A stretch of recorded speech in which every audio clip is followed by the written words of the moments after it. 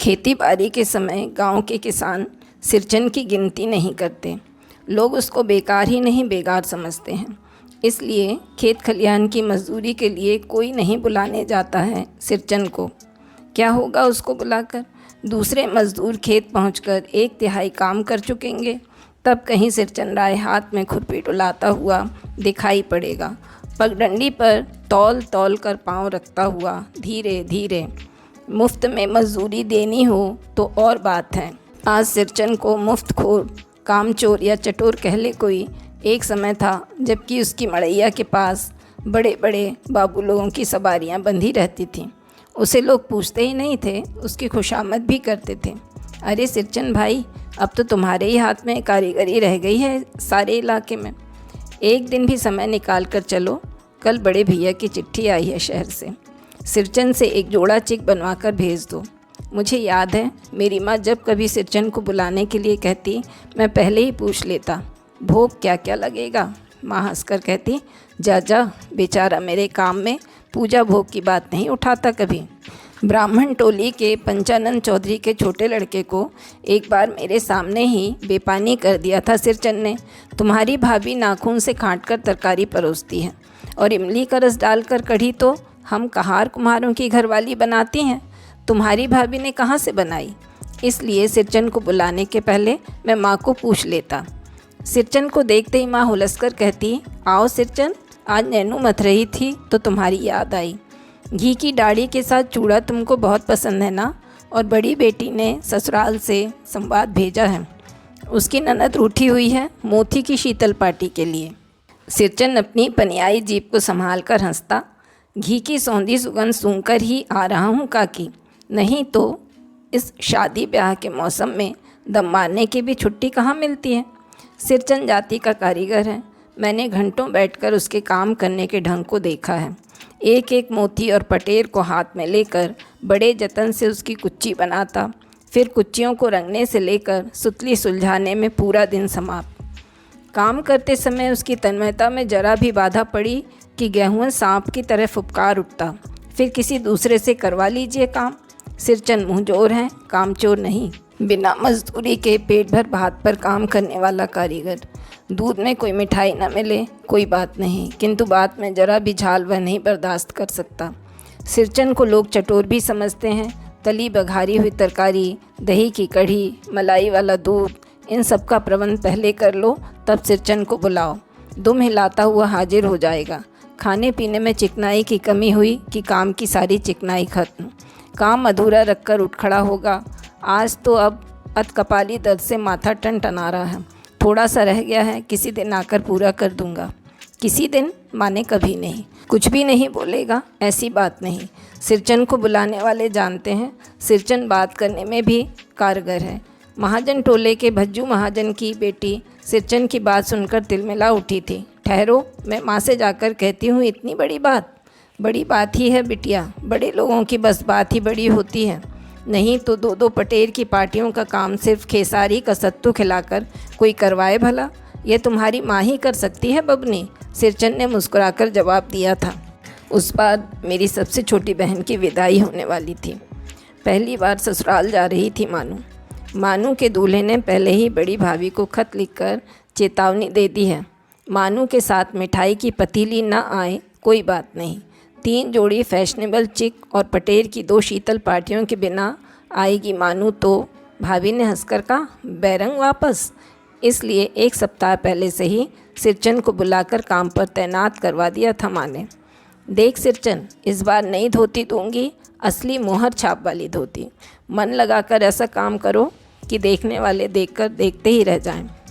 पानी जैसी पतली छुरी से बांस की तीलियों और कमानियों को चिकनाता हुआ सिरचन अपने काम में लग गया। रंगीन सुतलियों में झब्बे डालकर वह चिक बुनने बैठा। 1.5 हाथ की बिनाई देखकर ही लोग समझ गए कि इस बार एकदम नए फैशन की चीज़ बन रही है, जो पहले कभी नहीं बनी। मंजली भाभी से नहीं रहा गया, पर्दे की आड़ से बोली, पहले ऐसा जानती कि मोहर छाप वाली धोती देने से ही अच्छी चीज़ बनती है तो भैया को खबर भेज देती। काम में व्यस्त सिरचन के कानों में बात पड़ गई। बोला, मोहर छाप वाली धोती के साथ रेशमी कुर्ता देने पर भी ऐसी चीज़ नहीं बनती बहुरिया। मानू दीदी काकी की सबसे छोटी बेटी है। मानू दीदी का दूल्हा अफसर आदमी है। मंझली भाभी का मुंह लटक गया। मेरी चाची ने फुसफुसाकर कहा, किससे बात करती है बहू, मोहर छाप वाली धोती नहीं, मूंगिया लड्डू। बेटी के विदाई के समय रोज़ मिठाई जो खाने को मिलेगी, देखती है ना।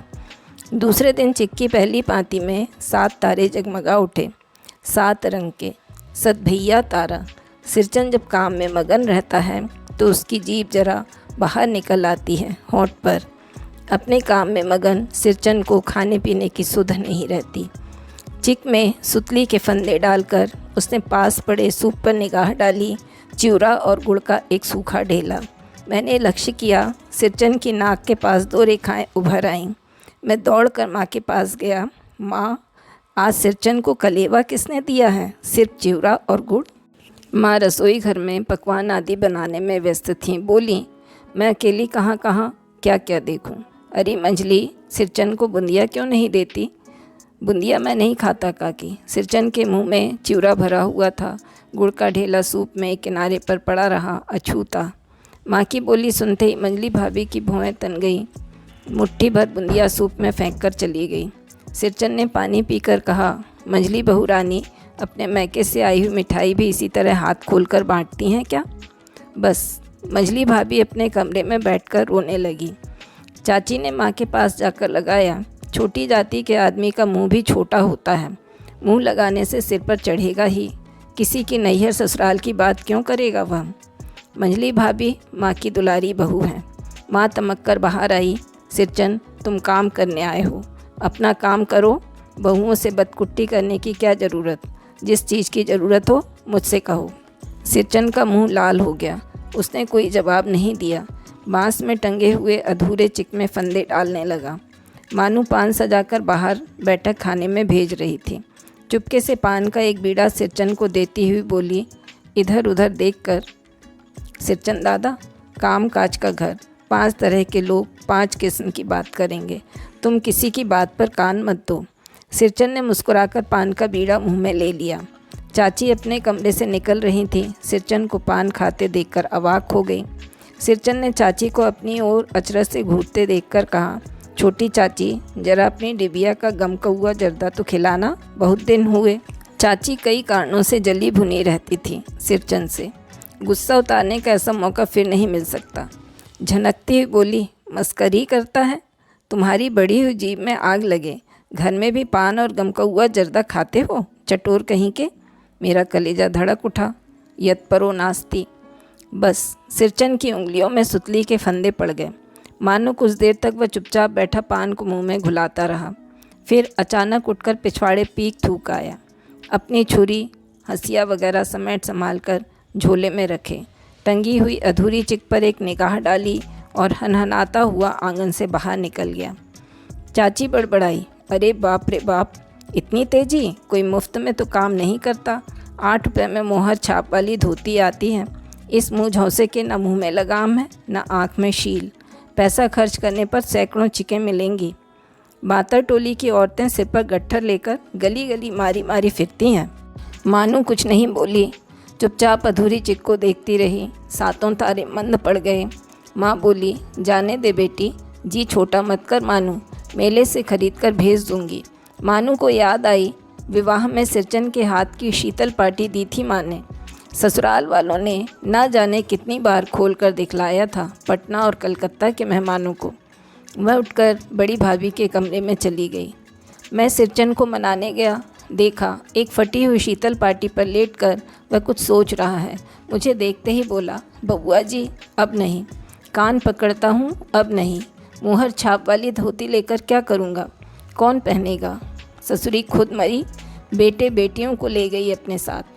बबुआ जी, मेरी घरवाली जिंदा रहती तो मैं ऐसी दुर्दशा भोगता। यह शीतल पार्टी उसी की बुनी हुई है। इस शीतल पार्टी को छू कर कहता हूँ, अब यह काम नहीं करूँगा। गांव भर में तुम्हारी हवेली में मेरी कदर होती थी, अब क्या? मैं चुपचाप वापस लौट आया। समझ गया कलाकार के दिल में ठेस लगी है, वह नहीं आ सकता। बड़ी भाभी अधूरी चिक में रंगीन छींट का झालर लगाने लगी। यह भी बेजा नहीं दिखलाई पड़ता, क्यों मानू? मानू कुछ नहीं बोली, बेचारी। किंतु मैं चुप नहीं रह सका। चाची और मंजली भाभी की नज़र न लग जाए इसमें भी।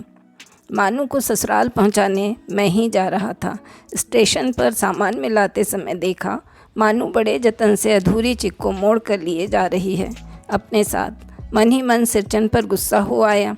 चाची के सुर में सुर मिलाकर कोसने को जी हुआ। कामचोर चटोर। गाड़ी आई, सामान चढ़ाकर मैं दरवाज़ा बंद कर रहा था कि प्लेटफॉर्म पर दौड़ते हुए सिरचन पर नज़र पड़ी। बबुआ जी, उसने दरवाजे के पास आकर पुकारा। क्या है? मैंने खिड़की से गर्दन निकालकर झिड़की के स्वर में कहा। सिरचन ने पीठ पर लदे हुए बोझ को उतार कर मेरी ओर देखा। दौड़ता आया हूँ, दरवाज़ा खोलिए। मानू दीदी कहाँ हैं? एक बार देखूँ? मैंने दरवाज़ा खोल दिया। सिरचन दादा, मानू इतना ही बोल सकी। खिड़की के पास खड़े होकर सिरचन ने हकलाते हुए कहा, यह मेरी ओर से है। सब चीज़ है दीदी, शीतल पाटी, चिक और एक जोड़ी आसनी कुश की। गाड़ी चल पड़ी। मानू मोहर छाप वाली धोती का दाम निकाल कर देने लगी। सिरचन ने जीभ को दांत से काटकर दोनों हाथ जोड़ दिए। मानू फूट फूट कर रो रही थी। मैं बंडल को खोल कर देखने लगा। ऐसी कारीगरी, ऐसी बारीकी, रंगीन सुतलियों के फन्नों का ऐसा काम पहली बार देख रहा था। मित्रों, ये कहानी थी फणीश्वर नाथ रेणु जी की। आशा है आपको अवश्य पसंद आई होगी। यदि पसंद आई है तो आप मेरे चैनल को लाइक करें, सब्सक्राइब करें और शेयर करें। आपका बहुत बहुत धन्यवाद।